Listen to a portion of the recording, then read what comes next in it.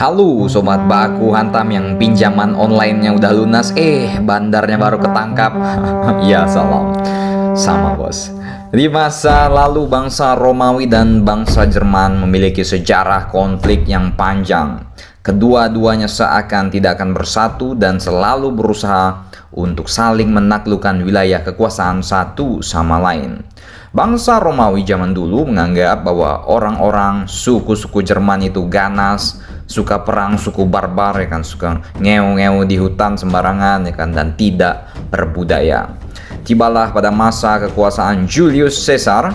Julius Caesar memang memiliki ambisi yang sangat besar untuk maju 2024, untuk memperluas wilayah Romawi ke arah utara melalui wilayah Gaul hingga mencapai ke laut utara.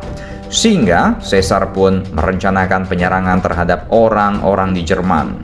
Kesempatan untuk melakukan serangan ini tiba setelah orang-orang Gaul mengeluh bahwa mereka mendapat serangan dari suku bangsa Jerman yang lain yang selalu berusaha untuk melakukan perompakan di wilayah Gallik. Selain itu, terjadi perpecahan pula di wilayah Jerman yang menyebabkan orang-orang Gaul terbagi ke dalam beberapa suku yang saling bermusuhan. Ini dimanfaatkanlah oleh Romawi.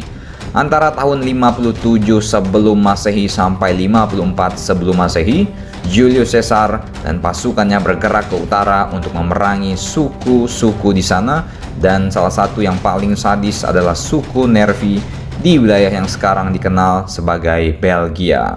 Takluk pula suku barbar tersebut, namun ambisi sang Caesar untuk memperluas wilayah Romawi terus meningkat. Dan ini mendapat pertentangan dari orang-orang Gaul yang awalnya berteman, ya kan. Bangsa yang sebelumnya terpecah akhirnya memutuskan untuk bersatu di bawah pimpinan Vercingetorix. Keren juga Ngetorix, ya kan. Ngetorix, kepala suku Arverni, ini menyatukan suku bangsa di Jerman untuk melawan pasukan Romawi. Pertempuran sengit pun berlangsung. Pasukan Julius Caesar pada pertempuran terakhirnya dapat dihentikan oleh pasukan Gallik di kota benteng Gergovia. Namun, pasukan Gallik juga punya kelemahan, yaitu tidak dapat memukul mundur pasukan Romawi ketika berhadapan di tempat terbuka.